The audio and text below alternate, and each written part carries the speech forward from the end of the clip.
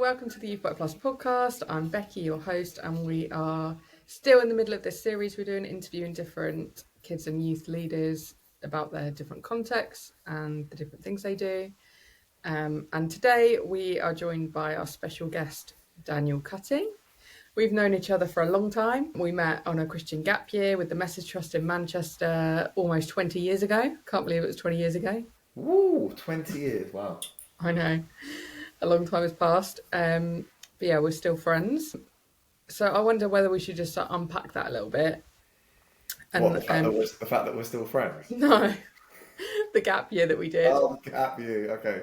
Yeah, that sounds great. Let's do that. And yeah, just let our listeners know a little bit more about what the format was, what we each did as part of it. 'Cause there were like two different streams, weren't there? And Yeah, it might be useful. it will be useful. So yeah, like what was the format of the gap year? What was the format? Was it 5 months, 6 months I long? think it was 6 months. 6 months, yeah. It was in Manchester. It was called Genetic. It was one of the first of its kind, wasn't it? I think we were the first year to actually do this particular thing that the Message Trust had put on. And it was kind of just, it was two streams, and it was just like a creative and an urban, wasn't it? So they were the two streams. Becky was the urban, and I was the creative. So, that gives you a bit of a background to our, to us and the kind of way that we work.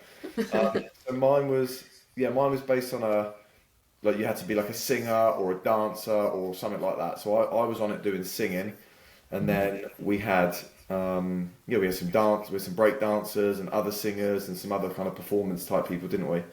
And then the urban stream, which was your stream, well, you might as well say what that was, because so the urban stream was more like youth work focused. So the creative guys had a mixture of like creative workshop sessions, I guess, where you could like work on your craft and I guess determine how you were going to use that within ministry at some point.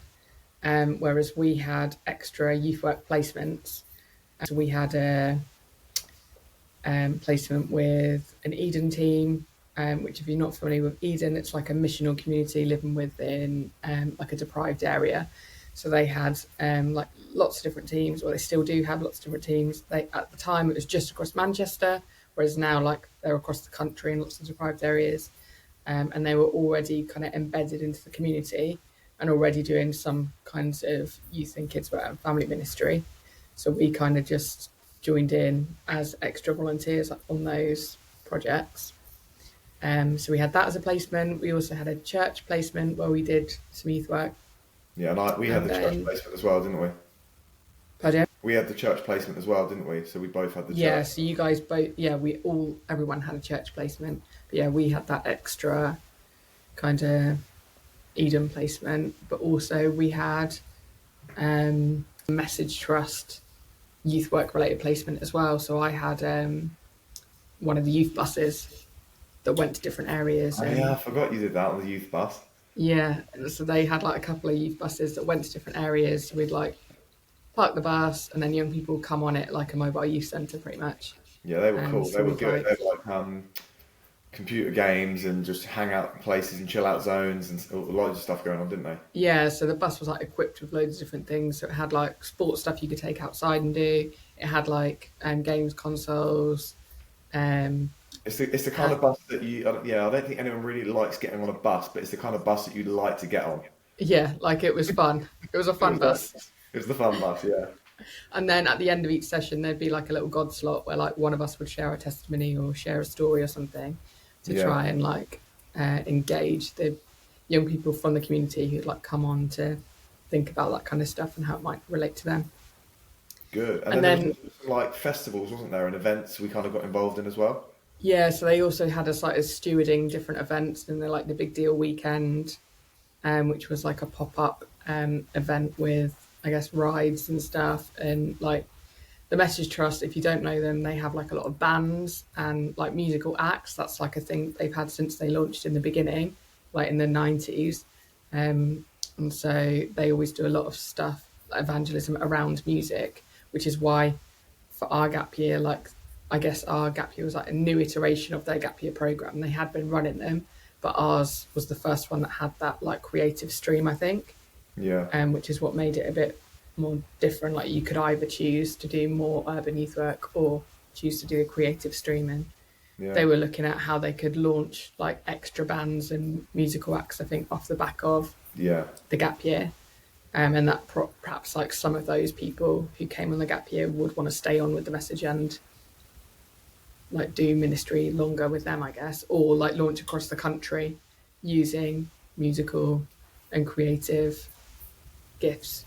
Yeah. It was Like, good. It was a lot. As you said, like it feels like a lifetime ago now, but yeah, crazy that we were there doing it, and it's it like was all good. coming back now. We've started talking about I it. know, yeah, it was an amazing 6 months. Like it was brilliant. I'm so glad that I did it because Yeah, it was. I always knew I wanted to take a gap year, but I wasn't really sure what I was going to do. And then I ended up doing half of it working for like a local schools work charity, obviously the Bridge Builder Trust, going in doing some assemblies and stuff like that, which was cool. But I kind of knew that I wanted something to give me not like a bit of like because I was always going to go to uni after, but just to get me away from home and to give me, yeah, meet other people that were like similar age to me and similar interests and, believe the same thing as me as well. So it was, yeah, a lot of highs, some crazy moments as well, but yeah, it was really, really good. yeah. And I think that was there 19 people who did it the year we did. Yeah, I think so. So they had two houses that we lived in on the same street that supporters of the message owned, I believe. We had And the best house, didn't we? yeah, so like in each bedroom in the houses there was like two gap year students. So we like shared a bedroom, um, and so there was 10 of us in the house we lived in, and then 9 down the road in the other house. So we like got the bus into the message every day Not from the fun bus, the actual bus. that wasn't the fun bus, no. That was just the bog standard, as you can imagine, bus. And I always used to get the late bus because I wasn't a morning person back then, and I'm still not now. You were always on the first bus, and I was always on the last one.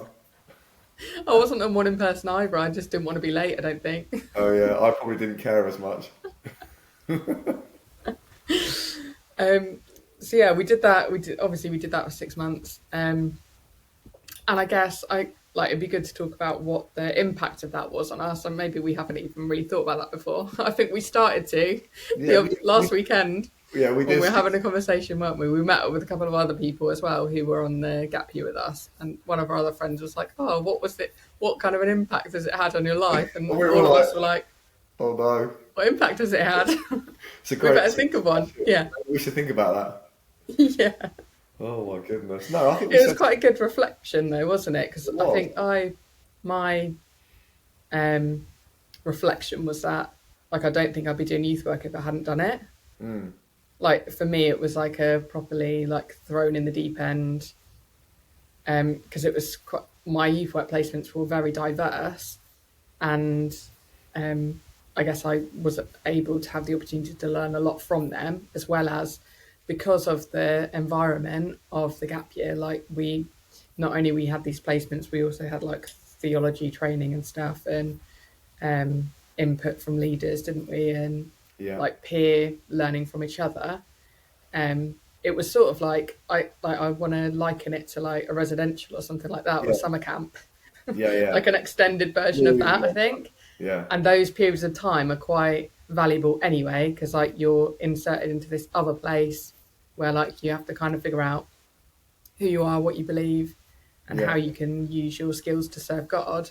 And I think having that as an intensive kind of 6 months like really made me come out the other end of it and think like I want to get a job in youth work. And I was kind of like, do I have enough experience to get one? Um, and prior to being in Manchester, like I'd done another half a gap year with a church in London with young people at risk of joining gangs, and then before that I did a gap year with my church in Luton, doing youth work as well. So this was like my third my third gap year experience. I'll try.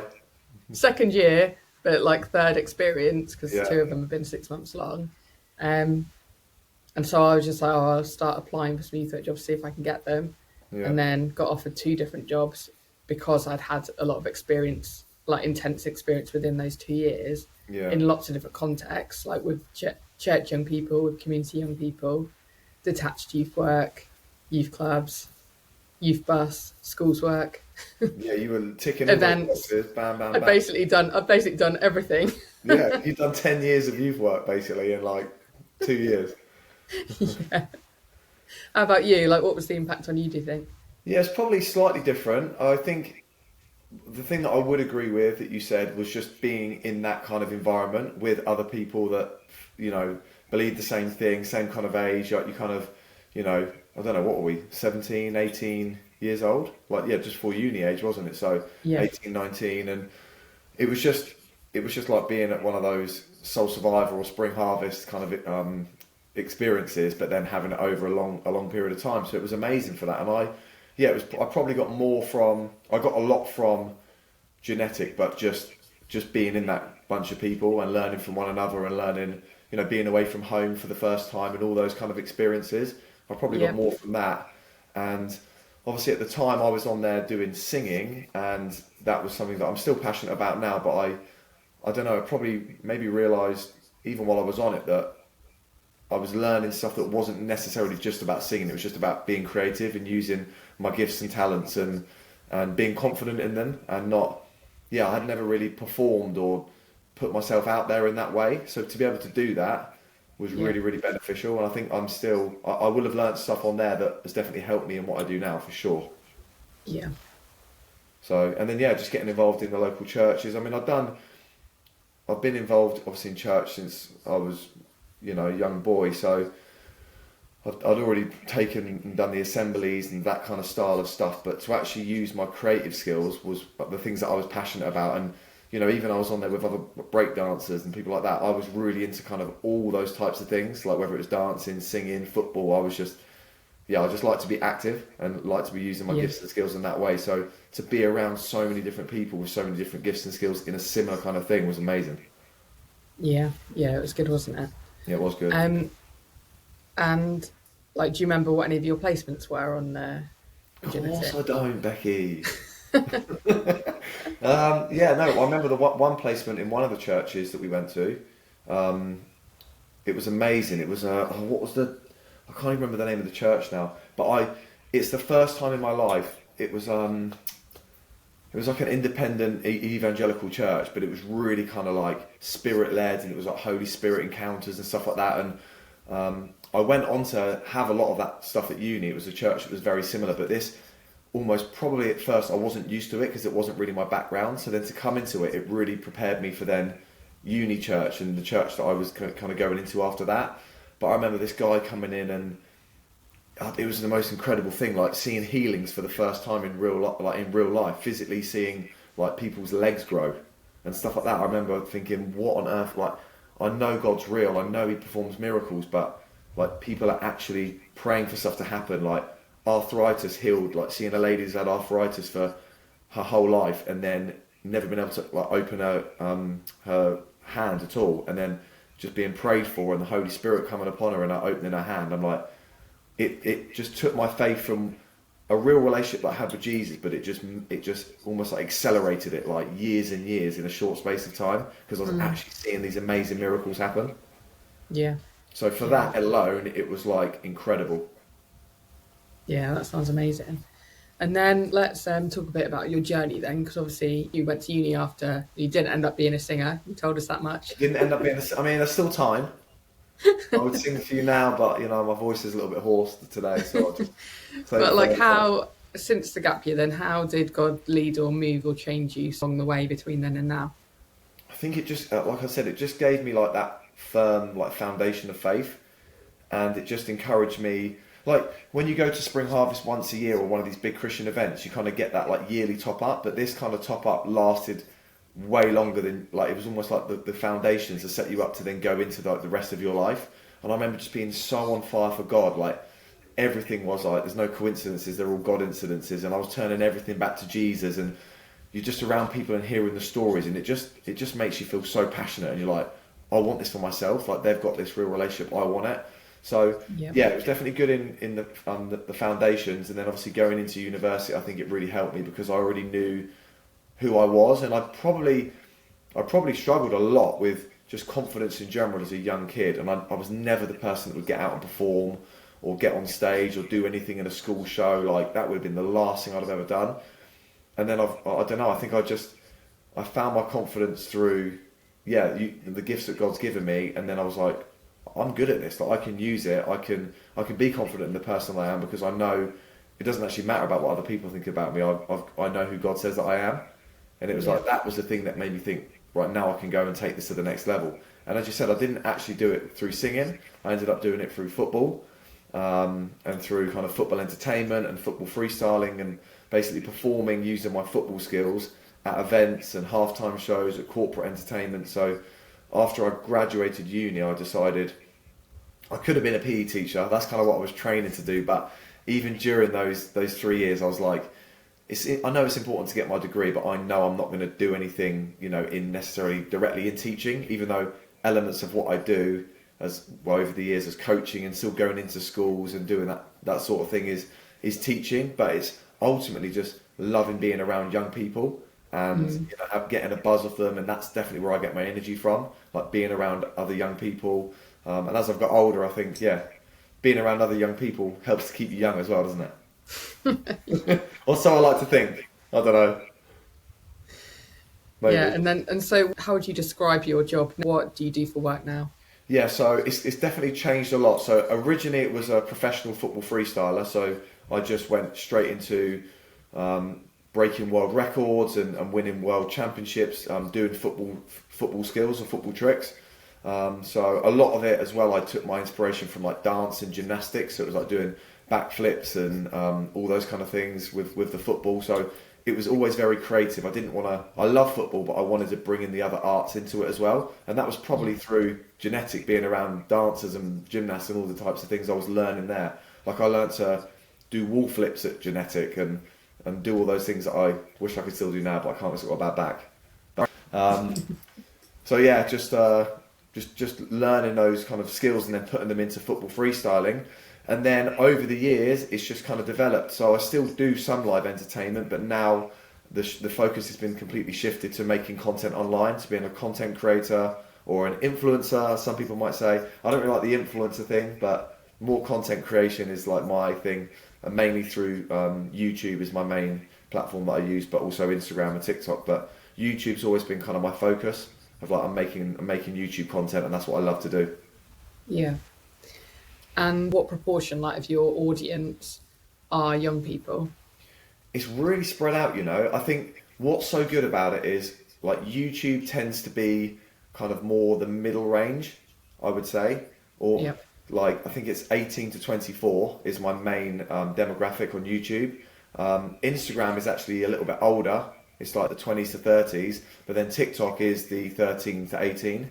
So obviously I've got all of them across the demographic. But what I think I've found is, especially with the content that I do, and this is what I love to hear when people come up and say, my family always gather around and watch your videos together. It's not like the kind of content where, the parents don't know what the kid's watching. Like the parents like watching the content as well. And I'm always like, that's the most amazing thing, that everyone can gather around. The parents can enjoy it, the kids enjoy it. And because I've been doing it so many years now, the people that were watching me 10, 12 years ago obviously are now adults. So some of them still watch, but then I'm getting this whole new generational, wave come in of like 10 years younger that are now watching my videos. So the spam is just like, it's actually very evenly spread between, on the stats, from 13 to 45, which that's so cool. Yeah, and that is quite a big range, like for a YouTuber and a content creator, I guess. It is. I would assume that most have like more of a niche. Yeah, I think probably, and maybe maybe a lot of it is, I think sometimes it's hard to get a true reflection, because I would say if when I'm out meeting, like when I'm out and about, and people like occasionally ask me for photos and stuff like that. Yes, guys, it does happen sometimes. No, mainly Joshua now, my son, because he's more. I've seen it. I've seen people ask you for photos and say, "Oh, I know you. Like, can I?" Yeah. Can you do a video for me? Especially go into like a school or do something like that. Like I was in a school yesterday, and it was like the people who booked me didn't really understand that I was saying, like, you're going to have to take me to lessons a little bit later, because if we're there on the crossover, it's going to be carnage. And it was. You got hundreds of kids wanting to get photos and interact, and it's amazing. But I always say it's kind of a nice level of fame, because you're not like at that top level where you can't have a normal life, but you're going to go out to the shops and you're going to have a couple of photos probably every time. But that's a nice level of fame. So Yeah. but yeah, you do, yeah, you get recognised, and which is always really nice. But We're talking about audience. oh yeah, so I Yeah. think a lot of the accounts are actually like the parents have got the accounts and then the kids watch it. Yeah. So you can't actually tell on the demographics. Like that older range actually might be parents have signed, you know, got the account and then their kids watching it through that. So I would Yeah. say when I'm out and about, the people that I meet, you know, who want photos and say they watch me is anything from like 8-year-old to like 16. Well, I'd say it's probably that secondary school age from 12 to 16. Yeah. So, Yeah. That's good, isn't it? well, I think anyone else who's older is probably too cool to ask for a photo, you know. Maybe. Whereas Yeah. when you're like year 7, year 8, they just buzzing to meet you and they just want photos and they don't care. Yeah. So that's sweet. Yeah. Yeah.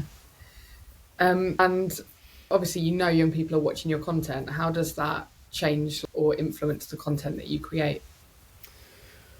I don't know if it changes it. I think I just make the content that I want to make, and because of the person that I am, I guess you know, like I'm a Christian, and you know, it doesn't mean that I'm perfect, but you know, I don't swear in my day to day life. That's not something I do, so I wouldn't swear in videos. But you know, sometimes it's not doing those things that people are more shocked at. They're like the amount of conversations that like I have with people in the comments saying, "Oh, I've noticed that you don't swear in your videos," and it's like that's such an easy thing not to do because I don't do it anyway. But people see a difference in not swearing. It's like because everyone else is doing it, now Yeah. I'm different because I don't do it, which that blows my mind.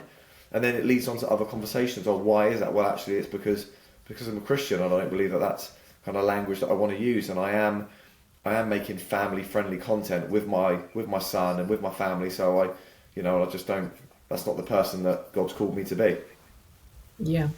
So And how does your faith influence you in the day to day in terms of like the content that you create? I guess ultimately it comes back to that verse in the Bible, 1 Corinthians 10 verse 31, wherever whether you eat or drink or whatever you do it all for the glory of God.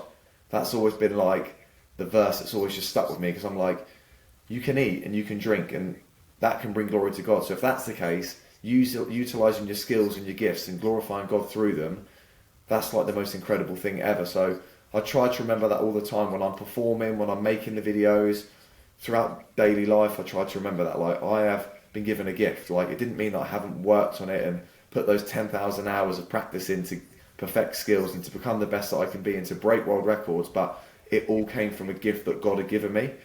And also He's given me the determination and and the commitment and the perseverance to actually just keep going when things get tough and not giving in and thinking, you know, I've got this gift. I love the fact that God's, you know, being able to say you've got a gift and then you can excel in the thing that you're good at and you can glorify God through that that's the most amazing thing.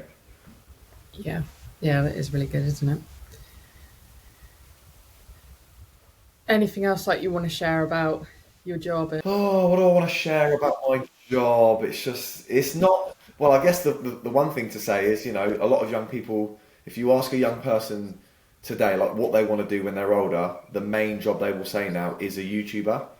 And, you Yeah. know, that is kind of cool, but I think it's still kind of like this glorified job, which is amazing, and you're kind of getting amazing views. You can do it full time and buy a Lamborghini and you know travel the world and do all this stuff. But realistically, it's a lot of hard work, and you know there's so many ups and downs. And I think ultimately, my faith is so central to everything I do because we're in the world but not of the world. But obviously, my job requires me to get followers and to get views. So I'm kind of like constantly battling with I need to get views on videos. I'm trying to create content which is, you know, got the potential to go viral because that's my job. But as soon as that becomes the most important thing than glorifying God, then you kind of lose that balance. And I'm constantly having to check in with myself to think, right, I've hit 2 million subscribers now. Amazing, great achievement. And I've got a little plaque there, up there, you can see to say it. Yeah. But it's like, right, I want to push now. Like, I'm content with 2 million.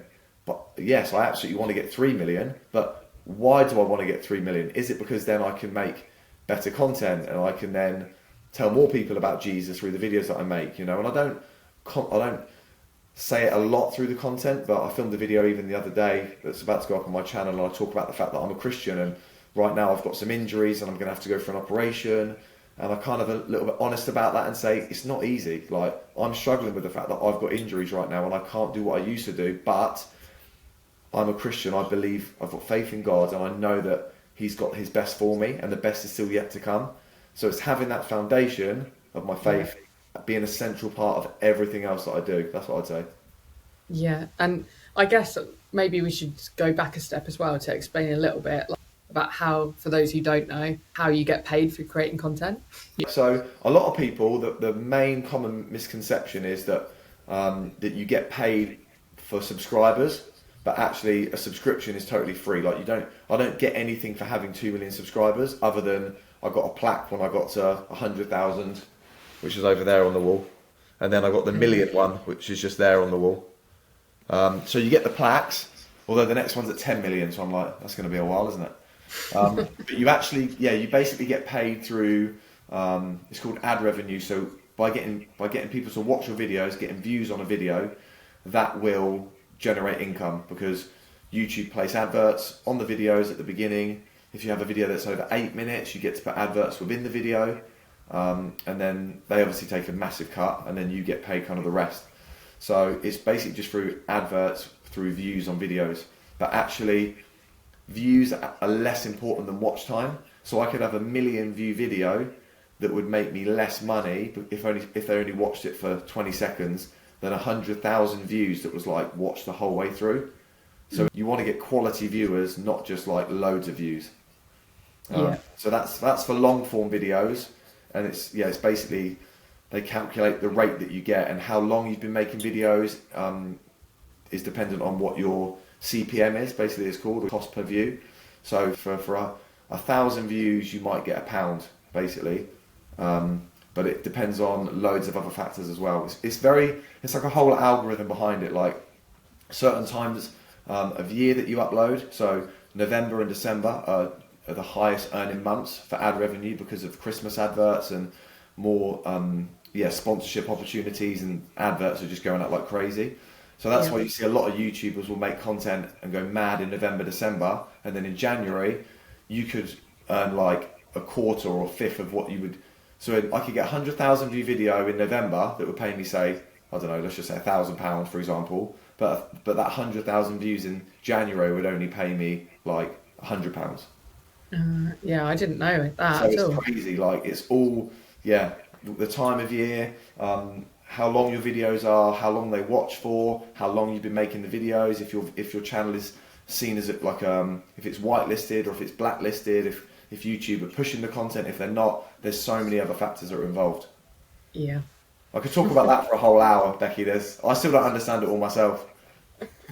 And then on top of that, like obviously you have other income that comes in through like sponsorship and partnership deals, Yeah, and you still appear at different events and things sometimes. yeah, yeah. So I still do. I'm doing less events, just because physically I can't do as much now as I was doing before, just because of the injuries. But yeah, like I went into a school yesterday, and I was there just doing a whole kind of some motivational speaking and some lessons on some different values that they had, and teaching the kids some skills, which was really cool. But I work a lot with different brands. So even in the last few months, I've worked with like Persil. Did an advert for them with Joshua. We were promoting one of their like cleaning products. I've done stuff through who else have I done recently? I can't remember. I've just gone blank. I've done Fitness First. Like I did some stuff with them where I was promoting some of their gym memberships and making a kind of connection for the Euros between football and fitness. So yeah, it's kind of like fitness stuff. For me, it's like a brand enabling you to do the content that you want to create. Obviously, they're paying you to promote it, but you're still kind of making the content that you want from it. And that's the most important thing for me. Like so many brands want me to make a certain type of content, and I'm like, it doesn't really sit with me, so I can't do it. Like I need the freedom to do what I want to do, but then to build the brand into it as the sponsorship part of it. So yeah, sponsorship stuff's really cool. I've worked with some of the world's biggest brands over the years, like Adidas and Nike and massive kind of like companies. So it's really, really cool. And I guess there's like another level there of like you being able to like make connections there with different people, and like build relationship and friendships there, which Yeah. I guess you wouldn't have had the opportunity to do before as well. No, yeah, exactly.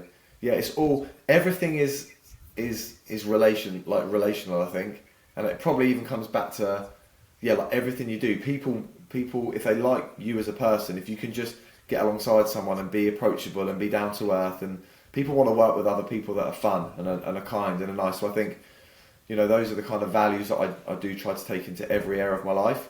Um, and yeah, sometimes it's good. It's we want to be the people that God's called us to be. So we want to, and that does mean for me that I'm not going to work with, a betting brand or betting and football go massive hand in hand. I've missed out on a lot of opportunities, a lot of money over the years by just saying no to betting jobs because they want me to promote betting and I'm not going to promote it because it's not something that I would promote to my audience because it's not something that I believe in. Yeah. So there's that side of it as well. You say you get 10 opportunities come in, maybe only one or two of them even come off, and then actually out of those two you can't even do one of them because it doesn't align with your brand or your faith or your character or the person that you are. Yeah. So there's tough decisions in it as well. Always tough, especially because Yeah. it's money, isn't it, at the end of the day? And we all think we want more money, but you got to then look back to no, like money's not the most important thing. Yeah. Absolutely not. Yeah. Yeah. Very good. And I also want to talk to you a little bit about youth work. So obviously, alongside that, you and your wife volunteer running a church youth group. Yes, we do. So yeah, I wanted to know a little bit more about how you got involved in doing that. Like, obviously, it's not a new thing. You've been involved in youth work over the years. How did you get involved in leading youth work, both at your current church and kind of along the way, I guess? Okay, so the answer to both of those questions is basically my wife. That Yeah. is like no, well that's the answer I always give because wherever we were doing youth work in this church in our old church for like 5 years, and the reason we did it is because Kel was like, we're doing the youth work, and I'm like, are we? I do like I'm around young people all the time, and you want me to like, all right, so we're gonna do it, and then we did that for 5 years. We moved to this new church to support a friend of ours who was becoming a pastor at a new church plant, and then within like weeks, I think of being there, Kel's like, we're doing the youth work. I was like, Kel, like, can we just have a little break? We've already done it for 5 years. We were burnt out because we did 5 years of it, and even though it was amazing, we wanted a break, and then she almost just couldn't say no. So then I just went with her. I think personally, like one of the most amazing things that I get to do in my life is because Kel's not outgoing like me, and she's not the same. She's not the same person, which is really, really good that she's not. She's just like to be able to do that alongside her and her like see her grow and develop and stand in front of 20, 30 kids, and I never thought she'd be that person. It's almost like what I said earlier. I didn't think that as a kid I could do what I do now.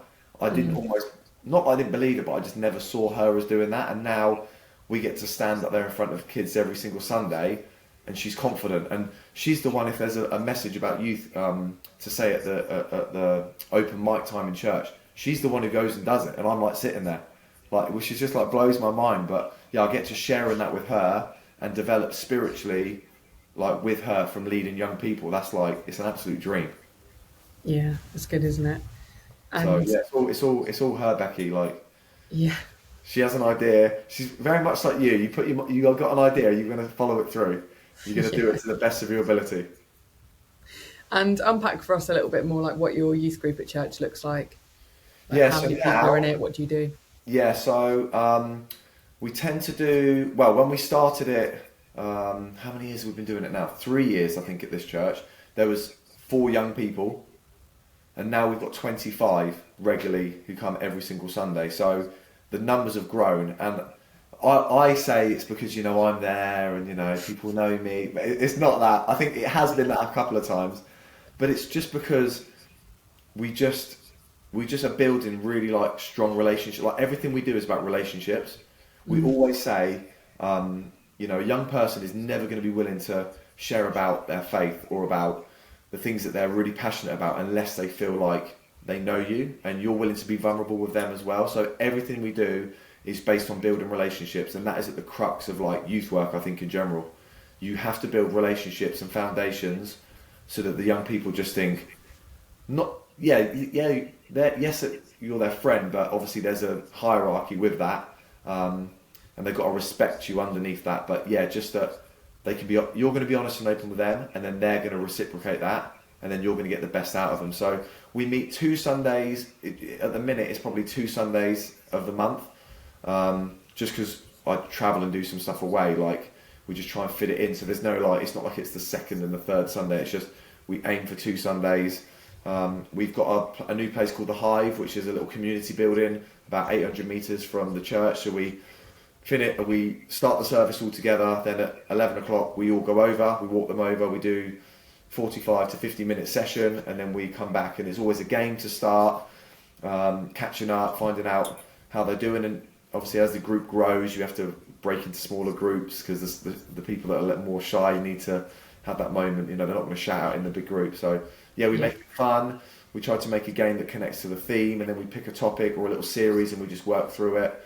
And we try to go with the thing of like, keep it short and sweet and always leave them wanting more.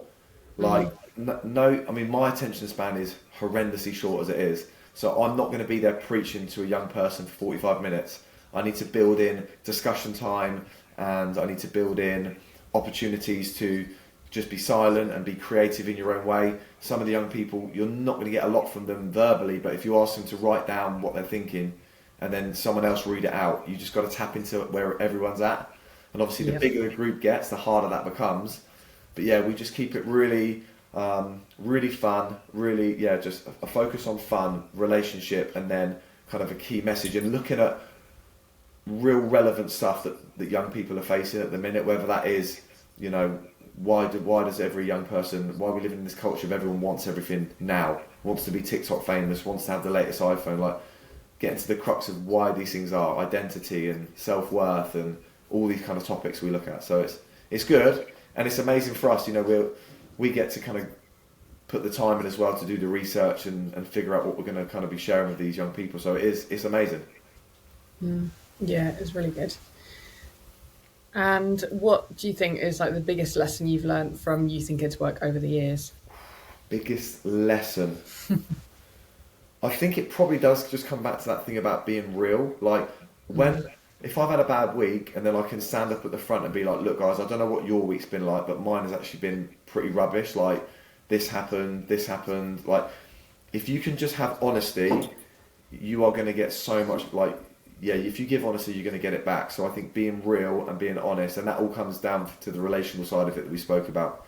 But if you put up a front, and they'll see through it, kids see real, and they want to know real. So yeah, that's probably one of the main things that I've learned. Just be real with them, and then you're going to get that back.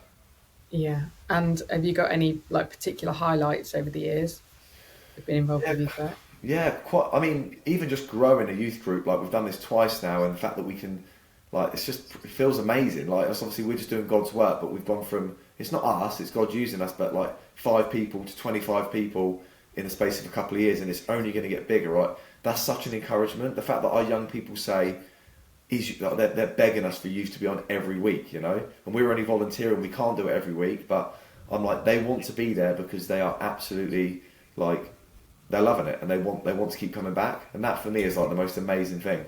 Yeah. But yeah, we've done quite a few. Obviously, seen people give their lives to Jesus, and done those soul survivor events where we've just seen people just filled with the Holy Spirit, and those kind of moments are just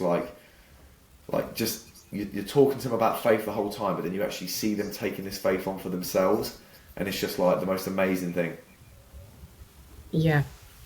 And we're at the moment of the interview where you get to ask me a fun question. Oh, a fun question. Yes. Right then. What fun question have I got? What's your favourite sandwich filling? My favourite sandwich No, filling? that wasn't good. Well, you can answer that. That wasn't going to be the one I was going to go with. But I'll come up We with can have two, yeah. We'll have two.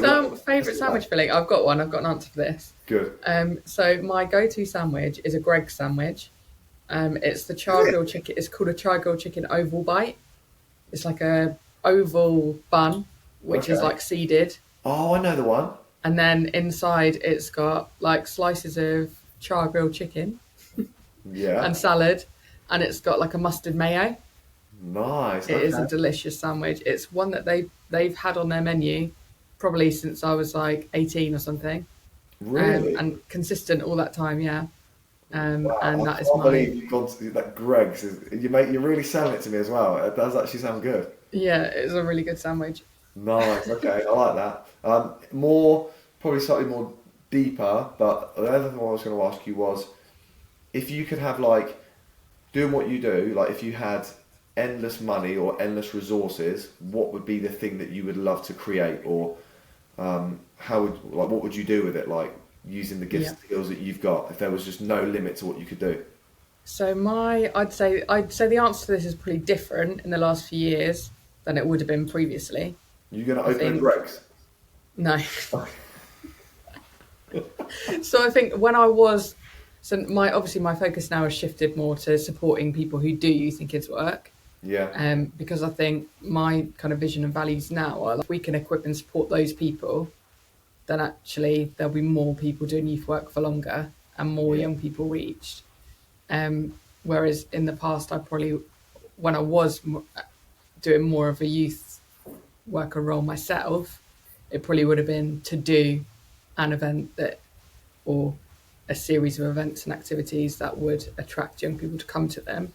yeah, Whereas now I think my focus is a lot more on how can I best equip, resource, support, yeah, and encourage those people who are doing youth and kids work. So I think a lot of times those people are volunteers like you guys are, and like you've got other jobs. So my whole thinking is like, how can I support both people who are paid to do it, so they feel equipped and supported, but also people who are volunteers. Like, how can I yeah. make it easier for you to find resources, for you to tap into free training, for you Mm, to feel like you've got support. Like you guys are very well supported by your church, I feel like, and each other in the yeah, midst of it, yeah, delivering the youth work. Whereas there are some people who, like, they might be the only volunteer at their church and not very well supported by their pastor or vicar or church leader. yeah, Um, and so I'm kind of like coming at it from all those angles, yeah, like trying to meet all those people where they're at to provide the best support. So I think if I had an endless supply of money, it'd be like, what free resources can I supply? Like, what free retreats and training can I send people on, even more yeah, so than I am now? Um, like, pay me for, allow me to be paid for more hours so I can spend more time meeting people for coffee and encouraging them and supporting them in what they do, yeah. and finding out like how I can help connect them with each other and help their youth and kids work be stronger. Nice. Yes, love that. Yeah. That's great. I'm not giving you any money. I'm just saying that was just my. No. Oh, that's great, Becky. But yeah. I mean, if you did want to be an investor for Youthwork Plus, then yeah, we're always There we go, guys. Little segue onto that, please, guys. yeah, Please give. yeah. Um, okay, cool. Thanks for that little fun question. That was a good little interlude. Good. Yeah. We are almost done with questions for the podcast, but I've got a few more left. The next one is, what area of youth, kids, family ministry are you the most passionate about and why? Um, just young people are so. They're just so amazing, but they're just so like crazy and strange and bizarre and just like wonderful. Like you just even to get into their heads sometimes, some of the things they come out with, I'm just like, what? Like where? You just never know what you're gonna like. You can plan a session and then you just don't know what's really gonna happen in that session because a young person is just so unpredictable. But I Yeah, just love that, and it's just raw, and it's just like you're just gonna go with the flow. So yeah, definitely, yeah, youth work. I mean, youth work is obviously the main thing that I've focused on, but obviously now having a 5-year-old boy as well, I'm really aware of how important those little Sunday sessions that Joshua goes out to, like those kid sessions, like they're so important because they're just conversation starters. And so I think, yeah, I feel like just naturally through what I've done over the course of my job and my life, I'm just young people, like just teenagers of that kind of age, the ones that I kind of like gravitate towards. Probably because I yeah, still see myself as a teenager. Um, yeah, but yeah, but yeah, obviously I'm kind of understanding as well that like the kids' work role is just so important. yeah. And I always ask this to everybody. Why do you think engaging children and young people with church is really important? Because they are the future of the church. They are, you know, they have to be the central part of it, don't they? Like if the church is going to grow and develop, and if the church is going to go with the times and not get left behind, then young people and kids, you know, they have to be the ones in there with creative ideas and telling the way that it should be done. So that's the reason why, isn't it? You can't leave them behind, because if you decide that you're going to just do your own thing, and you're never going to get the best out of them for sure. Yeah. I feel So like young people have the craziest ideas as well, don't they? Like they're much more yeah. willing to think outside the box than we are. Well, yeah, because they don't care as well. That they're happy to, like, we wouldn't throw an idea out because we might feel like, oh, what if someone shut it down? Or, but I don't know. You just, there's that whole thing about engaging brain before opening mouth, but kids don't have that. They just will say what they think and what they feel. And yes, it might lead to sometimes you saying, right, we've got to sort that out. Don't do that. But ultimately, they're going to come up with amazing ideas. Yeah. So. Yeah. Anything you want to promote, or is there any ways people can get involved in what you do? Well, you get involved by watching my videos. That would be ideal. Um, no, we do. We put on some events through the church. Like Kel's organising, my wife's organising a light party at the minute. So to something to do instead of like like obviously with Halloween coming up and stuff. Well, I don't know when this is going out, so Halloween might have been 6 months ago. I don't know, but Halloween's coming. No, next week it's going out. Okay, yeah. So Halloween is coming up like really soon. It might even be today. But yeah, obviously we're not doing anything like that. So Kel's organising a light party for some of the younger kids. So that's kind of a cool thing we do. But yeah, at the minute, because of where we're at, we're just kind of doing stuff like internally within the church. But I'm sure we'd love to do something bigger at some point. Yeah. So nothing really, I guess, from a White House Church perspective. But yeah, if people obviously want to get involved and check out my YouTube channel and watch some kind of family fun football content, then that'll be great. Help get me to 3 million subscribers, you know. Yeah. And how can they find you?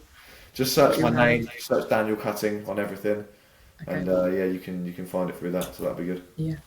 And what can we pray for you? Obviously, you've mentioned your injuries. Do you want to unpack them a Yeah, little bit more? And injuries are really struggling with at the minute. It's not just one. It's kind of like three different injuries, which all together mean it's kind of affecting every area of my life. So I have good and bad days. Today, I've been a bit sore because I was obviously in the school yesterday.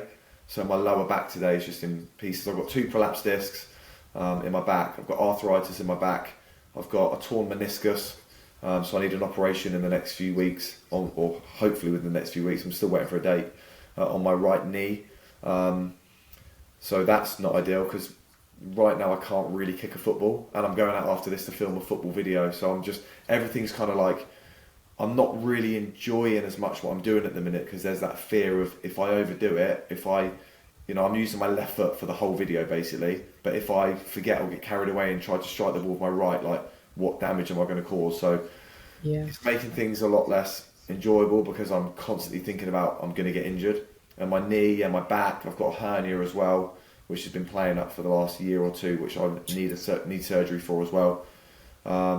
So those three things combined, if I have a bad night's sleep where I sometimes wake up in the morning and I can barely walk, so it makes it difficult to film football content. So I'm very creative and I'm coming up with ways to film different types of content on the channel. But yeah, just prayer that I can get all these doctor's appointments quickly and get seen to would be my main kind of like initial prayer. Yeah. And then I think just that prayer of, I'm so fortunate with what I do. Yes, it's hard work. Yes, there's like the graft that goes into the headspace that it takes up. People see the finished product of like a video and they don't see creatively what you've been through to like get to that point. So, just coming up with the idea and then getting all the equipment together and then filming the video and then editing, which takes days, and I still do a lot of that myself. I've got a bit of a help now with a guy that's helping me out, which is amazing. But I'm doing a lot of that process still myself. So for one video that's 10 minutes, it could take a whole week of like, and it takes a lot of headspace. And because I'm so creative as well, I kind of just, sleep is not something that I'm really good at. Like, it just takes me a while to shut down. So just probably prayer for just relaxing and just knowing that God's got it, and yeah, to take some of that kind of like additional thoughts I don't need to have, like just to focus on the task in hand, and know how blessed I am to be in this position that I get to do what I love as a job. So just a reminder of that from from the Holy Spirit to just keep reminding me that. I think it's really important. Yeah, those are really good things. So yeah, listeners, if you are praying people, please do pray for Dan for his injuries, for inspiration, continued inspiration for what he does, Yeah, and for the sleep thing. Sleep is like a real sleep is like, I killer, don't isn't know it? how I can go Sometimes. that long without not sleeping sometimes. I just feel Yeah. like I'm going for a real like insomnia kind of few weeks or months at the minute, which is not ideal. So yeah, sleep would be really good. Yeah. And then lastly, what advice or encouragements would you give for any of the youth or kids leaders listening? Just well, firstly, you're doing an amazing job. Even when you think you're not, you're going to be making progress somewhere. It isn't. It is not always easy, and I absolutely am with you on that. But just know that what you're doing, like pouring in, you know, the things that you're doing into young people's lives, is the most valuable thing that you can be doing. Like in a world of such uncertainty, in a world of you know, that whole thing of like being in the world but not of the world, you're setting and equipping young people to help them to know what their identity is, to help them to know what the most important thing is in life, and that is having a relationship with Jesus. Outside of that, nothing is important. And I think if you can just help to do that through whatever you're doing, they're going to be learning like valuable lessons. So yeah, just keep going, guys. It's not easy, but yeah, you're doing a good job. Yeah. Yeah. Great advice. So thank you, Dan. Thanks for coming on today. Thank you, I'm sure Becky. Thanks for having me. there's been some nuggets of wisdom within there that our listeners will pick up and think, yeah, that's a At real least, encouragement to me. hopefully, at least one or two that we can just clip up. I'm sure I'm sure there's more than one or two. Oh, But yeah. good. Um, yeah, thank you for coming on today and sharing some of your story and journey, and yeah, letting us have a little glimpse into your life. Thank you. No, it's been great. Thank you for having me on, guys. Thank you, Becky. That's all right. So yeah, if you thank you obviously for listening today. Don't forget to like, share, and subscribe. It obviously helps you find our stuff again, but also helps other people find it as well. Um, and if we can help you any more with further support through Youthwork Plus, then do get in touch with me, um, either through our website or via email or comments on this podcast. We can get back to you and get you some support and help. But yeah, anything you're doing for kids and youth or family ministry, we're cheering you on in that. And we hope you've been encouraged by listening today. Thanks loads. See you next time. See you later, guys.